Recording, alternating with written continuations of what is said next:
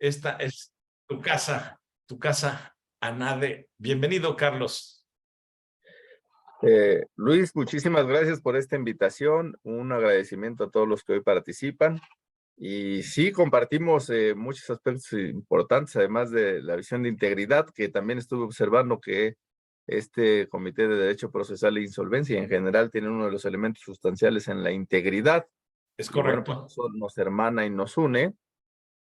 Y además, bueno, pues la gran oportunidad de que compartimos cátedra en la Escuela de Gobierno de la Universidad Panamericana también es un gusto enorme. Un Le decía yo a honor. Luis y les comparto que pues voy a compartir algunos elementos, algunas visiones, algunas reflexiones en torno a la corrupción vista como un flagelo eh, que afecta tanto a las instituciones públicas como a las privadas, ¿no? Y en algunos elementos sustanciales, pues tratar de definir, de llegar a los elementos claves de en realidad de qué es lo que constituye la corrupción, porque se dice mucho de ello, a veces los grandes corruptos son los que defienden esto más como un discurso, y en la realidad, pues es un fenómeno que es transversal y que afecta a todos. No es nuevo, viene desde la antigüedad, eh, es inherente al ser humano, por lo tanto, inclusive en un público tan especializado como el de ustedes, pues habrá que decir, en otros públicos esto genera mella, es decir, la corrupción no se va a acabar nunca, y no se va a acabar nunca porque constituye, ahorita lo veremos en uno de los planteamientos que hacemos, una decisión personal. La corrupción tiene nombre y apellido, concreto, específico, y son acciones que determinan pues una serie de conductas. Veremos también que, bueno, pues difícilmente se puede definir el concepto de corrupción en un solo concepto. Incluso los organismos internacionales han o manejan el contexto, sobre todo la Convención de las Naciones Unidas contra la Corrupción, que es difícil que esto pueda resolverse en un solo concepto. Aquí mismo en el país, hace algunos meses se presentó la iniciativa y ya la reforma respecto al delito de corrupción. Pero ¿qué es eso si no tenemos una claridad hacia dónde lleva a más corrupción, a sancionar lo que en realidad no es corrupción y a generar un enorme vacío? Preparé una pequeña presentación. Me gustaría empezar con esto. El Día Mundial contra la Corrupción se da el 9 de diciembre de cada año. Es una iniciativa de la Organización de las Naciones Unidas, principalmente de su oficina contra la droga y el delito, que es la que se encarga de ver el objetivo 16 del desarrollo y es la que se encarga de ver el contexto de corrupción como uno de los apartados específicos. Es muy breve, pero muy ilustrativo.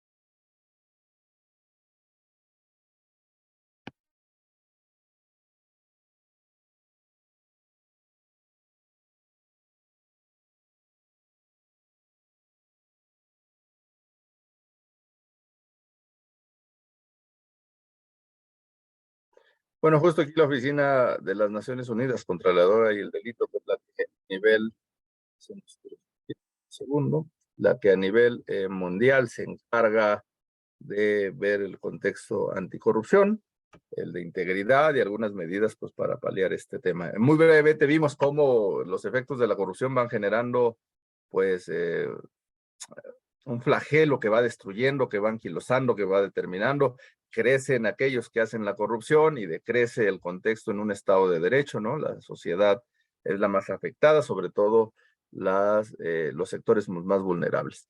En este propio contexto, quiero empezar con una circunstancia que hemos visto en muchos lugares, ¿no? ¿Qué es la corrupción? O sea, ¿tiene definición concretamente a qué se refiere? ¿Qué tipos de corrupción?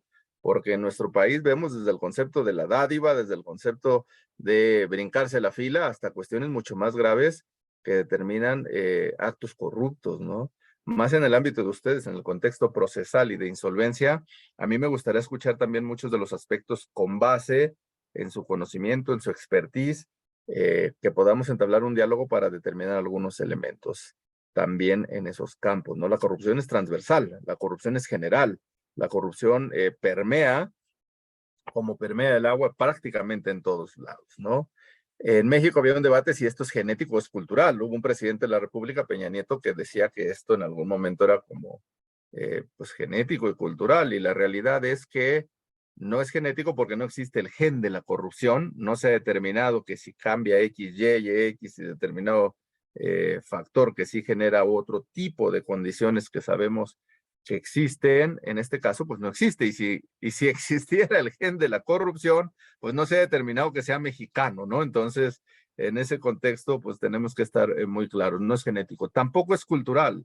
A pesar de que vemos en el ambiente, a pesar de que se generaliza, a pesar de que se terminan muchas cosas, no es cultural, porque la cultura tiene que ver con tradiciones, la cultura tiene que ver con conocimientos, la cultura tiene que ver con una forma de expresar una idiosincrasia, una realidad. ¿Y por qué no es cultural? Porque no se enseña en las universidades. Hasta el día de hoy no hay ningún curso que diga cómo ser corrupto y cómo corromper a las instituciones, incluso los propios corruptos. Por eso se determina a nivel general que no es cultural, porque si uno le pregunta a un corrupto si es corrupto, dirá que no. Sucede como nos decía Luis con el concepto de la pobreza, ¿no? Y si uno le pregunta a un pobre si es pobre, dice no, es más pobre mi amigo, mi compadre, mi vecino. Lo mismo en el concepto de la corrupción. No se valida, no hacemos congresos para celebrar la corrupción, no tenemos el día a favor de la corrupción, no existen mecanismos sociales de aceptación de la corrupción. A nivel general en el mundo se tiene a la corrupción como un flagelo, como algo que daña, como algo que afecta, como un menoscabo. No existe en ninguna parte del mundo donde se diga que la corrupción de manera abierta, pública, institucional, que es benéfica, por lo tanto no es cultural. No existe el gen, ni tampoco es cultural. Lo que sí hay una generalización, lo que sí a veces permea, y eso Robert Klitgar, que es un gran estudioso de esto y es padre de muchos de los fenómenos, al menos es el padre de la fórmula de la creación de la corrupción, que más adelante veremos, y de la creación de la fórmula para disminuir la corrupción, determina como algo que se llama equilibrio de cálculo, ¿no? Este, eh, en ese concepto, en una generalización, todos aceptan que hay corrupción, se generan aspectos, pero no es un planteamiento general. Cuando hay una determinación de que la sociedad acepta y dice todos somos iguales, todos somos corruptos, entonces ahí hay un problema grave porque se empieza a validar y es con lo que puede llevarnos a la confusión de que esto es cultural. Y de ahí nos generaría algunas preguntas, ¿no? ¿Hay más corrupción ahora? ¿O será que ahora hay redes sociales? ¿O será que ahora nos enteramos en tiempo real de muchas cosas? La realidad que es un contexto a discutir, a debatir, a analizar, pero la realidad es que sí hay nuevas formas de corrupción y eso pues tendremos que dilucidarlo. Y la corrupción no es de un solo hombre, de una sola persona. eh, y bueno, ¿se puede acabar con la corrupción? Ya habíamos dicho que no, no se puede acabar mientras exista el ser humano y tenga la posibilidad de optar entre ser íntegro y no ser íntegro, entre ser ético y no ser ético, entre ser corrupto y no ser corrupto, la corrupción siempre existirá. Pero la corrupción en general filosóficamente es determinada como la pérdida de la esencia de un objetivo o valor, una degradación, una descomposición, eh, cuando se alteran las propiedades básicas de algo.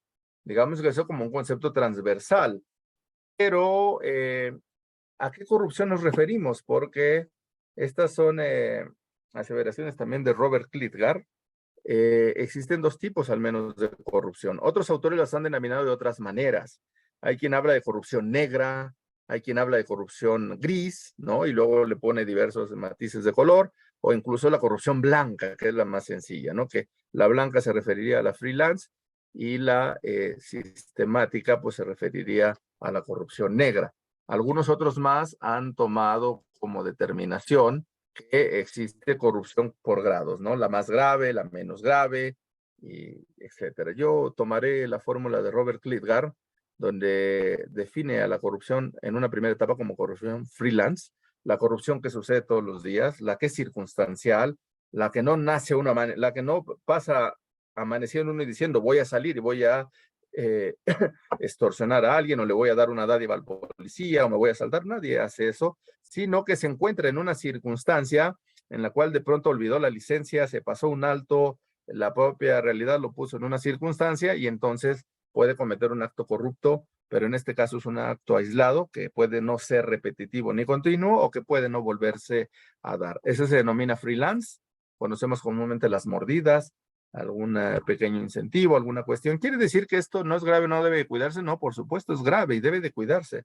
Más en un país donde se dice que esto es cultural, en general tomamos esto como si fuera en realidad genético, cultural, y lo tenemos que hacer pues porque somos mexicanos y porque siempre hemos vivido así y porque siempre hemos estado así, y entonces nos vemos obligados a repetir una circunstancia que nos ha sido impuesta, insisto, algunos falsamente estableciendo genética o culturalmente, pero que no es así.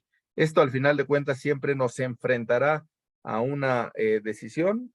Lo vamos a ver un poquito más adelante, con lo que también Robert Klitgar determina como crimen de cálculo, una valoración para me corrompo o no me corrompo. Entonces esa corrupción es grave y en el país es en lo que mucho se ha enfocado, ¿no?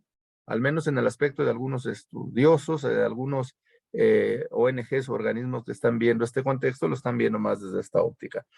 Pero existe otra corrupción que se denomina sistemática.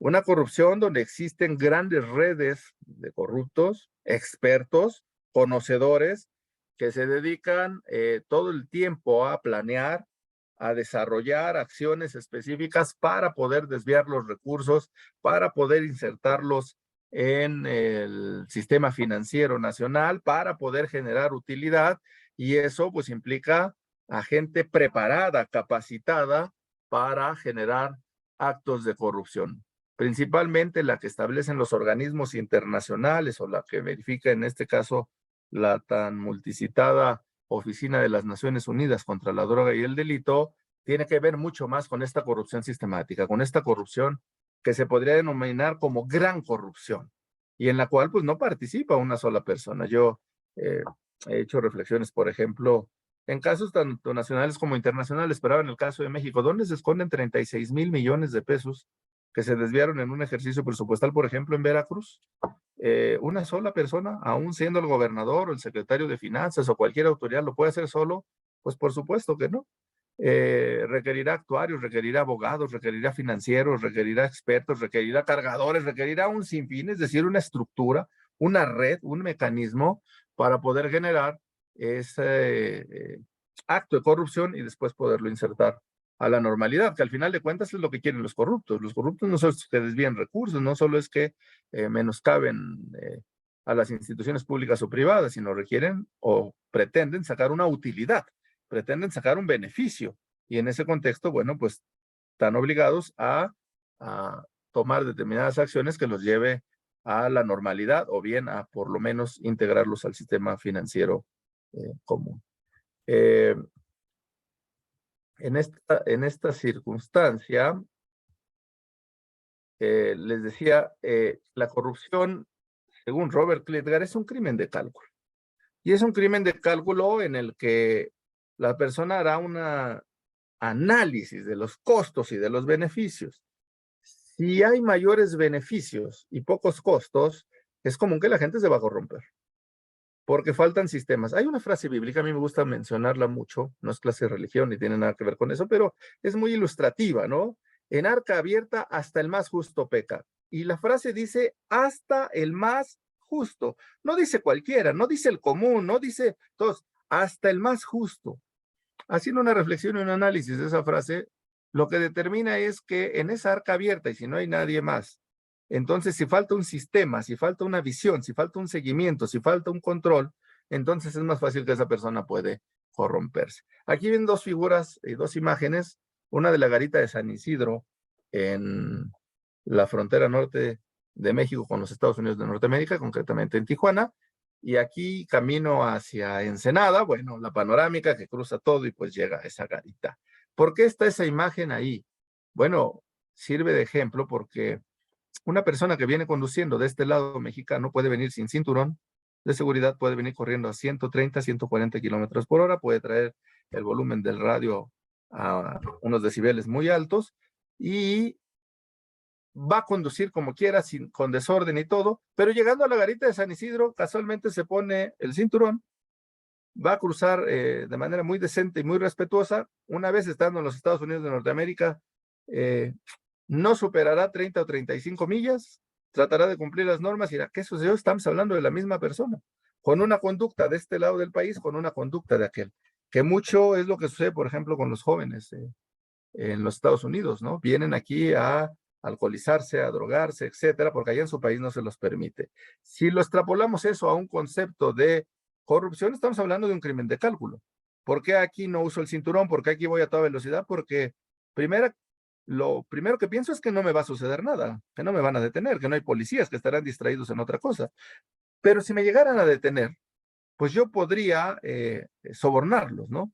Con alguna pequeña dádiva, pues no va a pasar a mayores, ¿no? Aun cuando me pudieran llevar a una instancia administrativa o jurisdiccional, pues siempre se piensa que hay una salida. No quiere decir que en los Estados Unidos de Norteamérica no haya corrupción, o no quiere decir que allá no funcione esto. Lo que quiere decir es que el sistema funciona un poco más y entonces por lo menos tendré en la conciencia ese crimen de cálculo. Si allá excedo la velocidad, me van a detener. Si yo no uso el cinturón, me van a imponer una multa.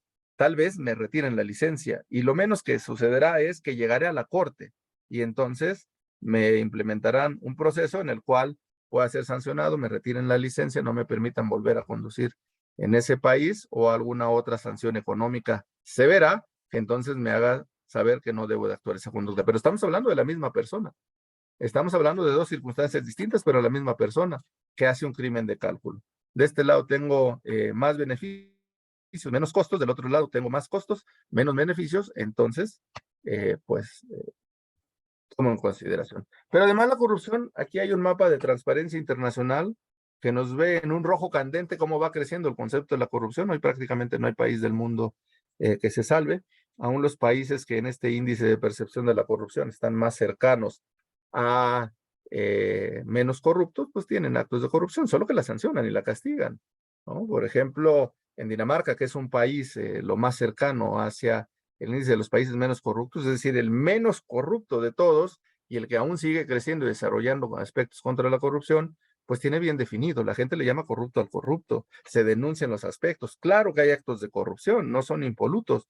La diferencia es que se sancionan, la diferencia es que hay una determinación de control y, por ejemplo, hasta un detalle tan sencillo, si yo tengo un celular que me da la institución, pues mis hijos no pueden jugar con él porque están haciendo un daño a los recursos públicos. Pero si yo tengo un celular privado, yo no puedo usar el tomacorriente para cargarlo, porque al final de cuentas esa corriente la paga el Estado y entonces es un acto. Algunos dirán que extremo, no, no es extremo, es realidad. Es clarificar cada concepto, cada situación y eso es lo que les permite de alguna manera tener un combate mucho más eficaz. La corrupción permea en todos los ambientes, ¿no? Antes, hace décadas, todavía hasta hace algunos años, la percepción general de los ciudadanos en general era que la corrupción solo se daba en el ámbito público, solo se daba entre políticos, solo se daba entre gobiernos. Y ahora hemos hecho un contexto transversal porque pues, la corrupción siempre se ha dado en todos los ámbitos, públicos o privados.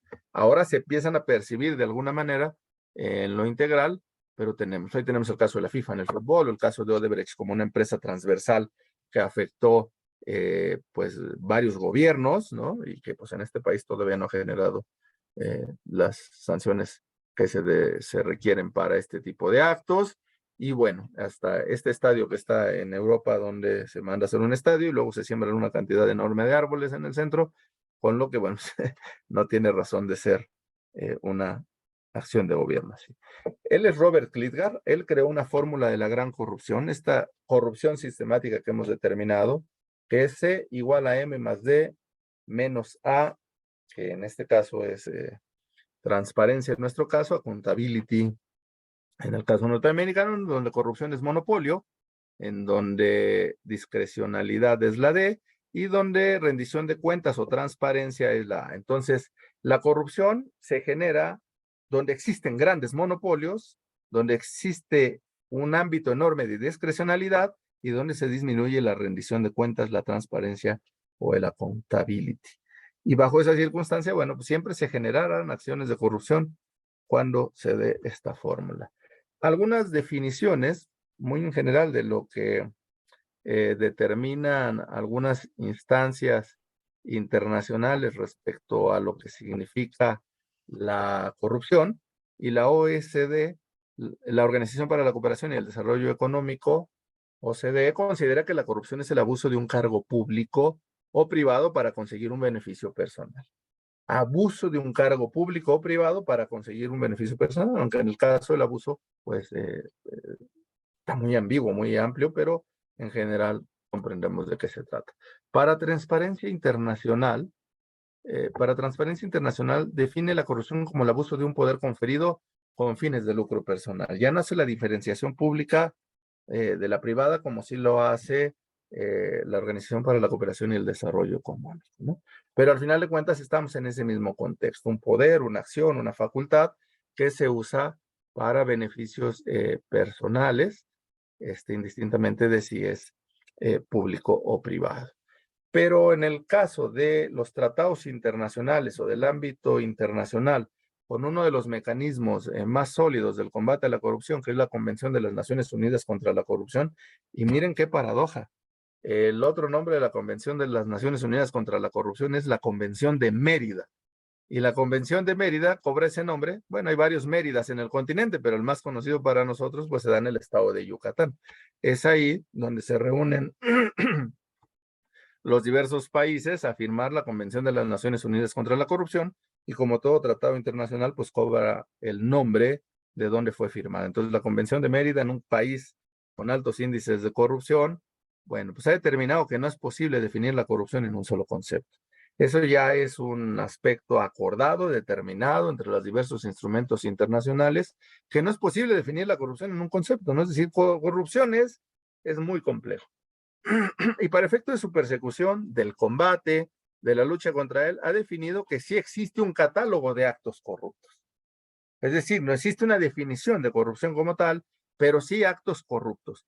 La gran mayoría de ellos nosotros los podemos vislumbrar establecidos en nuestros sistemas jurídicos comúnmente de índole penal, ¿no? El soborno en el sector público y privado, la malversación en el sector público y privado, tráfico de influencias, abuso de funciones, enriquecimiento ilícito, lavado de dinero, encubrimiento, obstrucción de la justicia y, en fin, de alguna manera vinculados al concepto como tal. Estos son algunos instrumentos que existen en la actualidad, tanto universales y regionales, en el combate a la corrupción. Si vamos de lo global total hacia abajo, pues tenemos el primero, que es la Convención de las Naciones Unidas contra la Corrupción, que ya lo hemos mencionado.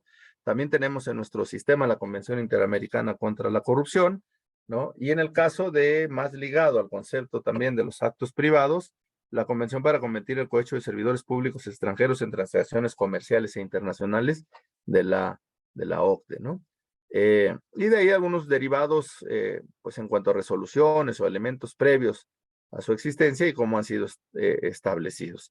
Pero además en el caso derivado de la Convención de las Naciones Unidas contra la Corrupción, existe la Conferencia de los Estados parte de la propia convención que se reúne cada 2 años. Este próximo año se reunirá en la sede de las Naciones Unidas en los Estados Unidos de Norteamérica. La anterior acaba de ser en Egipto hace un año y así va teniendo parte. El organismo del cual yo represento la Vicepresidencia Mundial y la Presidencia para América es miembro del Consejo Económico Consultivo de las Naciones Unidas, de ECOSOC. lo cual nos da un lugar en todas las oficinas de las Naciones Unidas, tanto en Nueva York como en Viena, como, en fin, en todas las oficinas y en todos los eventos a los que convoca la Oficina de las Naciones Unidas, dado que nos permite participar como miembros de ese Consejo Económico Consultivo. Nuestra organización es una ONG internacional, Organización Mundial de Parlamentarios contra la Corrupción, tiene sede en los 5 continentes, tiene un secretariado mundial y una presidencia mundial, un comité ejecutivo mundial y un consejo de administración que más tardecito les comentaré 2 o 3 datos de ellos. Nosotros nos reunimos cada 2 años en esa conferencia de los Estados parte, pero además también existen las cumbres de las Américas respecto a los tratados de anticorrupción, el capítulo anticorrupción del TEMEC y las agencias anticorrupción en el mundo, donde pues existen diversos modelos, ¿no? Los modelos ligados a los gobiernos, los modelos fuera de los gobiernos, los modelos parlamentarios y los modelos totalmente autónomos, ¿no? Y en ese caso, un poquito ese es, digamos, que es el planteamiento general de lo que es la corrupción, cómo está definido, cómo está establecido.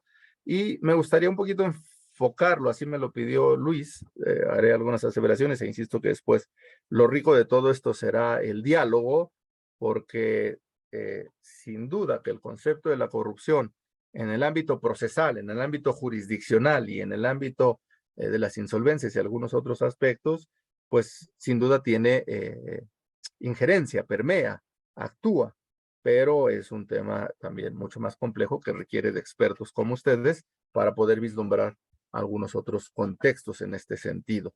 Y bajo esa circunstancia les comparto algunos elementos sobre la corrupción judicial. Sin duda que es una de las esferas más sensibles al fenómeno de la corrupción, es el sistema judicial, ¿no? Existe un informe global de la corrupción, ¿no? Que define a la corrupción judicial, esta es la definición que da este documento, que toda aquella conducta que usa el poder encomendado para obtener un beneficio propio y que incluye toda influencia inapropiada sobre la imparcialidad del proceso judicial ejercida por cualquier actor del sistema de tribunales. Entonces, es esta injerencia, es esta decisión, es esta alteración que no tiene nada que ver con el proceso, con los hechos, con la realidad, con determinar quién es responsable y quién no, quién tiene la razón y quién no, a quién le asiste el derecho y a quién no. Si no es una determinación, ¿no?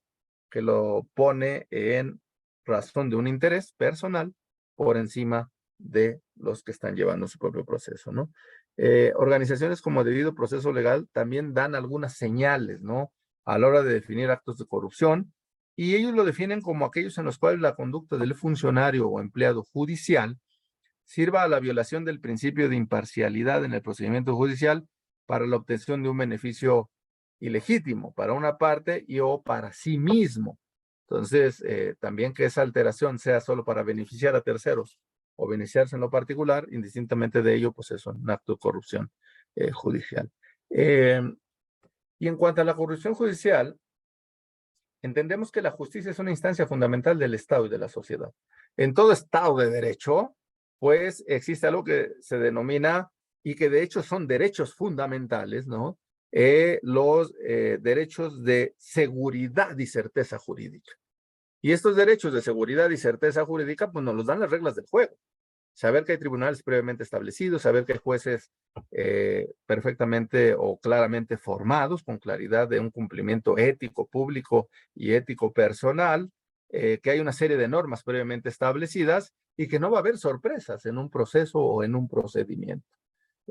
Sabemos que las normas nos protegen, que nos dan garantías y que en ese contexto pues tendríamos que apegarnos a ello, ¿no? Y ese proceso de instancia fundamental en el concepto de justicia, pues se recurre para solucionar pacíficamente conflictos, ¿no? En todas instancias, en todos órdenes hay conflictos, pero esa actividad jurisdiccional bien administrada proporciona el punto de cierre de una discordia. El problema es que si no hay un Estado de Derecho que garantice esa determinación para llegar, por supuesto que habrá una de las partes que nunca quedará contenta, sobre todo la que no ve satisfechas sus pretensiones, pero al final de cuentas hay una autoridad que determina cuál es la razón jurídica o la razón que corresponda conforme a los propios hechos. Si no cumple este objetivo, siempre habrá un problema de corrupción, ¿no? Y esa corrupción puede volverse en un concepto de índole de violencia, ¿no? Porque entonces, y ahora lo hemos visto en muchos otros casos, en muchos otros aspectos, las personas hacen justicia por propia mano, porque ven que el sistema no funciona. Porque entonces, ¿a qué acude uno a denunciar al Ministerio Público si puede uno salir incluso imputado? ¿A qué va uno a un proceso si a veces va a repercutir en un contexto de quién puede aplicar más dinero o presiones o cuestiones? Entonces, eso en algunos sectores merma y, por supuesto, pues genera afectaciones a la propia relación en un ámbito que es un espacio fundamental para el Estado. En otras, pues no hay opción, hay que entrar. Y sobre esas circunstancias, pues hay que ir controlando, ¿no? Pero lo ideal será que el Estado funcione, que haya Estado de Derecho y que la justicia verdaderamente sea impartida, ¿no? En este caso también, como elementos de la corrupción judicial en México, algunas de las consecuencias más preocupantes, al menos en el país, son las altas tasas de impunidad. Y que inclusive esas altas tasas de impunidad es lo que determina ya en el concepto teórico de crimen de cálculo, pues es decir, no me va a pasar nada. Yo puedo ser Raúl Salinas, pasar unos años en la cárcel, salir y sin mayor problema salir casi con mi fortuna intacta, prácticamente lavada, porque ya me la podrán terminar. Lo mismo sucede, y es paradójico que en este país tenemos a la maestra que estafa y la estafa maestra, ¿no? Entonces tenemos desde ambos ámbitos. Y en este caso, por ejemplo, la maestra del Baster, pues con mayores circunstancias, entró, salió, más allá del proceso y de las circunstancias y los elementos, pues entran y salen sin mayor problema. Todo eso genera que haya una tasa alta de impunidad, o que veamos que aquel que se corrompe no es sancionado, y si es sancionado, pasará muy poco tiempo y podrá librar esto, y que muchos de los corruptos lo que esperan es el siguiente escándalo para poder sacar la cabeza, y no pasó nada, ¿no? En esta medición sobre la corrupción judicial en México, tenemos que las cifras más alarmantes corresponden a los delitos que no llegan a conocimiento de las autoridades. Sí, siempre muchos de los mecanismos de medición tienen que ver con circunstancias jurisdiccionales, pero más enfocadas al ámbito penal. Pero esto afecta sin duda a todos los ámbitos y todos los contextos, ¿no? Esto que se denomina la cifra negra, comúnmente es que las personas no denuncian. Casi en un 75%, las acciones cometidas como ilegalidades no son denunciadas, porque la gente sabe que no va a llegar a conclusión positiva y entonces lo deja. Ese 25% de los delitos de los cuales se tiene conocimiento alguna autoridad solamente concluye investigación ministerial, ¿no? En el 4.55% de los casos. Es decir, se denuncia, pero no se le da seguimiento, no se ratifica, no se da. Y esto, por supuesto, pues en el ámbito penal. Solamente el 1.6% del total de los delitos cometidos en México llega a condenas judiciales. Y esto es solo como un ejemplo, porque pues el ámbito de ustedes totalmente no es en el ámbito penal, sin duda. Después, en esa circunstancia, pues tenemos que esta misma corrupción en México, a propósito de la población civil, ¿no? O sea, el informe rendido por el Relator Especial de las Naciones Unidas sobre la independencia de magistrados y abogados mexicanos en el 2011 estableció que las personas consideran que entre el 50% y el 70% de los jueces federales son corruptos. En los ámbitos locales, pues estas cifras aumentan, y según el Barómetro Global de la Corrupción, la sociedad civil mexicana percibe que las instituciones más corruptas son las siguientes, y aquí vemos algunas cifras, ¿no? Por supuesto, los partidos políticos, la policía, los servidores públicos, el poder legislativo, pero en el quinto lugar se encuentra el poder judicial, ¿no? Digamos que vemos a instituciones que siempre estado ligadas al concepto de la corrupción: policías, políticos, servidores públicos y poder legislativo, pues de alguna manera se vislumbran en este contexto del ámbito público. Pero como instancias, ¿cuáles son de las más corruptas? Bueno, tenemos ahí a la Policía de Tránsito, a la Policía Preventiva, a las Procuradurías, a la Policía Judicial, y igual en el mismo caso a los jueces con un 64% de determinación sobre corrupción. Pero ¿cuáles son los tipos y las causas de corrupción judicial? A cada ratito que podamos dialogar, ustedes me dirán si están de acuerdo en eso, si hay algunos otros. En algunos casos, digo, esto trasciende a toda América, pero principalmente en México. Me parece que nosotros no estamos en el caso de sueldos bajos. Comúnmente los sueldos de jueces, de magistrados, de ministros son remuneraciones muy bien establecidas, y que por lo menos lo que se dice, bueno, y en estas peleas que ha habido entre los poderes, pues son de los mejores pagados. Pero en algunos casos sí vemos capacitación precaria. Una de las causas de los tipos de corrupción puede ser el temor a represalias. la falta de transparencia, ¿no? La reforma general, al menos en el ámbito penal, sobre la inmediatez de los juicios, sobre la participación de los jueces, pasar del sistema penal del sistema penal escrito al sistema oral, pues en teoría tenía que ver todo esto para que el juez estuviera presente. Esa misma oralidad habrá permeado a otros campos y pues eso permite que de alguna manera podamos observar realmente qué sucede en esos procesos. La tolerancia social a la corrupción puede ser también una posible causa y tipos de corrupción, y la congestión judicial. Tienen una gran cantidad de casos y algunos rezagados. Ahora con la pandemia esto ha sido una verdadera complicación, y bueno, todo eso puede dar a la pauta de que entonces el juzgador ya no sea tan imparcial y por cumplir una serie de requisitos pueda, incluso de tiempo, pueda estar juzgando de una manera no íntegra ni integral, ¿no? Y algunos tipos de corrupción que se da, pues influencia de poderes políticos, ¿no? Eso en nuestro país casi no sucede, lo hemos visto, pero desafortunadamente esa influencia de poderes económicos, sociales, el propio gubernamental, pues nos deja ahora en una dinámica de estar pues atentos a muchos procesos, porque muchos de los juzgadores cambian en un sentido o en otro conforme a las propias presiones. Pero también en el concepto de los procesos, de los nombramientos, de la compra de jueces, puede haber actos de corrupción, y sin duda el más conocido es que el de los sobornos, ¿no? De alguna manera con dádivas, con recursos, con presión económica para poder determinar un fallo. En el caso del cual yo me gustaría escuchar en algún momento muchos de los planteamientos de ustedes. Encontré por ahí algún aspecto ligando o tratando de ligar insolvencia, corrupción. Un libro muy interesante de Juan Manuel Moreno Luque sobre insolvencia, corrupción, criminalidad y crisis de los bancos y de los mercados, de los cuales tomé algunas ideas ahí en el fraude de los preferentes y los poderes públicos, como él lo denomina, ¿no? Él habla del concepto bancario en el caso español, y él decía, nuestro sistema bancario no era el más sólido del mundo y menos el mejor supervisado. Ya no digamos el mejor estructurado, sino un antimodelo no corporativista, parasitario y ultradimensionado, seriamente debilitado por la incompetencia, la corrupción y la criminalidad. De alguna manera hace un análisis de su propio sistema, que es muy duro, muy profundo y muy detallado, pero que determina que en algún momento ese sistema tuvo que solicitar ayuda financiera, que se condicionó, ahí lo maneja como una vergüenza para todos, a un diagnóstico de un consultor externo bajo la supervisión de autoridades internacionales y a una mejora del control y de la regulación protectora de los inversores. Esto me lleva a recordar, por ejemplo, cómo surge el compliance, cómo surgen los oficiales de cumplimiento, cómo surge el control risk, cómo surgen todas estas medidas y mecanismos, y de alguna manera el sector privado se vuelve visible, ¿no?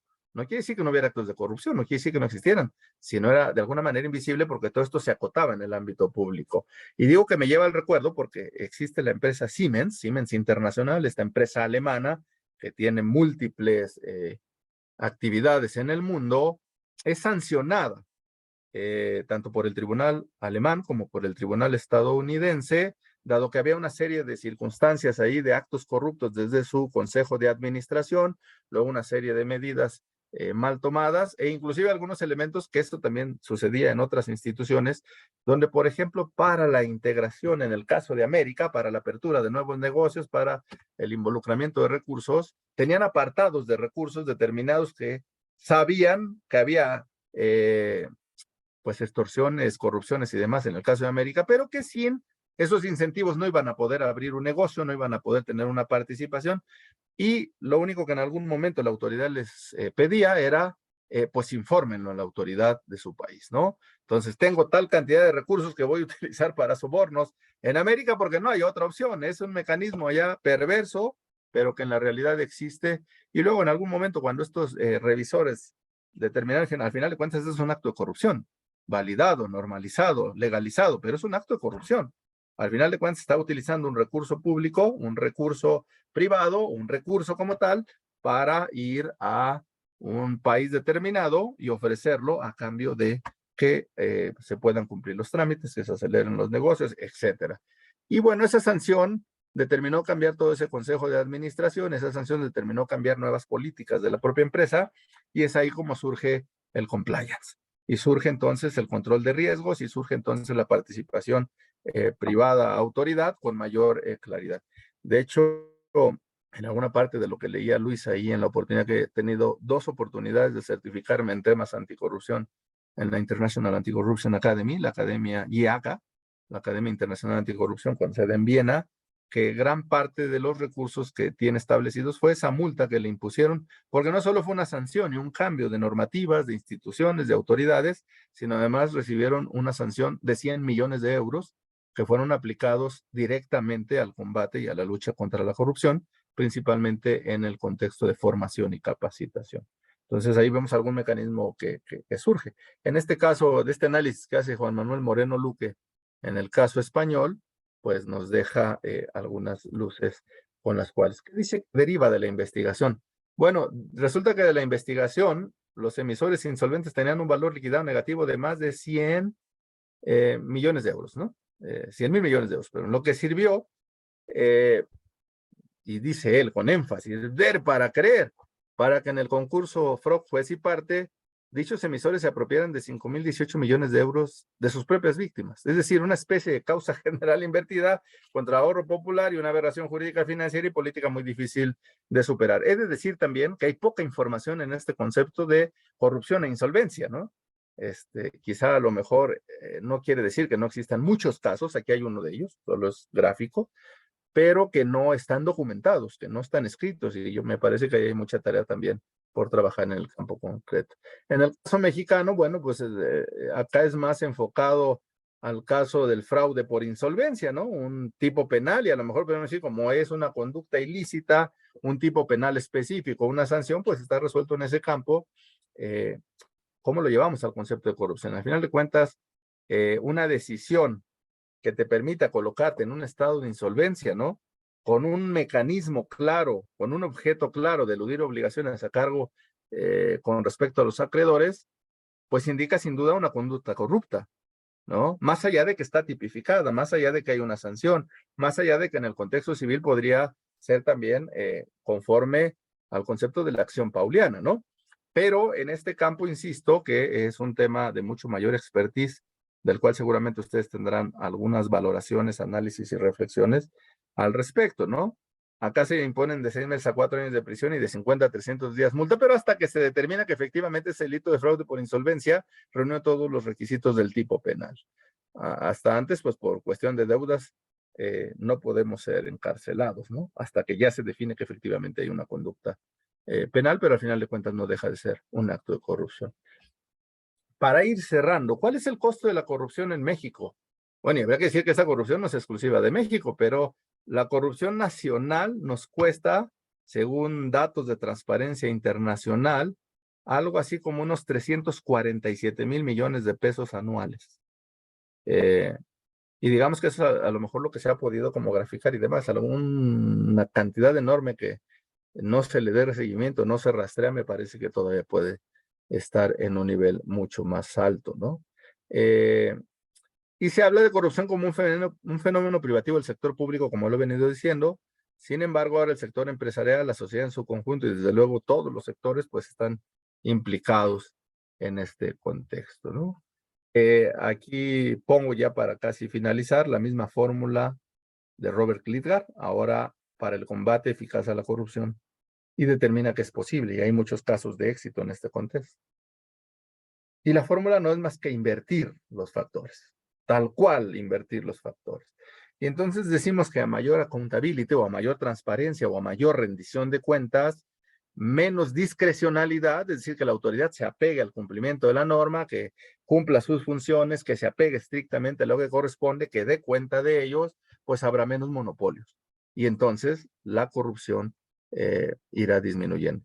Hemos de decir que lamentablemente durante este tiempo gubernamental, político y social, estamos más hacia el otro aspecto de la fórmula para generar la corrupción. Se están generando monopolios, hay muchos actos discrecionales, no se están cumpliendo las normativas, no hay rendición de cuentas, la transparencia se empieza a dejar de lado, no me vengan con que las leyes son las leyes, y una serie de epítetos y contextos que no solo se quedan en el discurso, sino que han trascendido a reformas legales y constitucionales y que han trascendido a afectación de instituciones específicas que ayudan en la dinámica democrática y que al final de cuentas pudiéramos estar en la aplicación de esa fórmula de generación de la corrupción, porque los monopolios, el control empieza a generarse y entonces pues esto nos afecta como país cada vez más. Regresando a este tema, en cuanto a la fórmula final, más rendición de cuentas genera menos discrecionalidad, rompe el monopolio y disminuye la corrupción. Entonces es algo a lo que tenemos que estar totalmente atentos. Prácticamente con esto concluimos, solo me tomo un minuto para poder hablar de GOPAC, por sus siglas en inglés, Global Organization of Parliamentarians Against Corruption, la Organización Mundial de los Parlamentarios contra la Corrupción, que nace con la Convención de las Naciones Unidas en 2003 y que se integra al Consejo Económico y Consultivo de la ONU. Trabajamos sobre el objetivo 16 del desarrollo sostenible, paz, justicia e instituciones fuertes. Trabajamos en temas de gobierno abierto, por supuesto, el Parlamento, en 3 aspectos muy concretos, que son generación de normas anticorrupción, procesos de formación anticorrupción y vinculación con sectores, organismos, sociedad civil, empresas, gobiernos, parlamentos que combatan a la corrupción. Esta foto que acaban de ver aquí es apenas de su última sesión en mayo. El Comité Ejecutivo Mundial, la Oficina Mundial, se encuentra en Doha, en Qatar. Antes nuestro Secretariado Mundial, antes del 17, nuestro Secretariado Mundial siempre estaba en Canadá.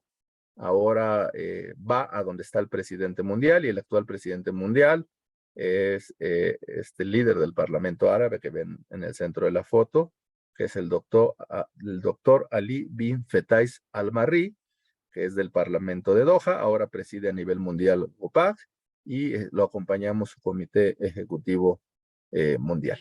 Y en esa dinámica, bueno, pues somos el único organismo de parlamentarios en el mundo dedicados al combate a la corrupción. Hay otros organismos de parlamentarios, pero esos agrupan parlamentos en pleno. Este organismo agrupa parlamentarios en lo individual. 3 tipos de parlamentarios: parlamentarios activos, exparlamentarios y parlamentarios que ganaron alguna elección democráticamente, pero no pudieron tomar posesión por algún régimen antidemocrático, pero se les reconoce sus derechos de parlamentarios. Y prácticamente con esto concluyo.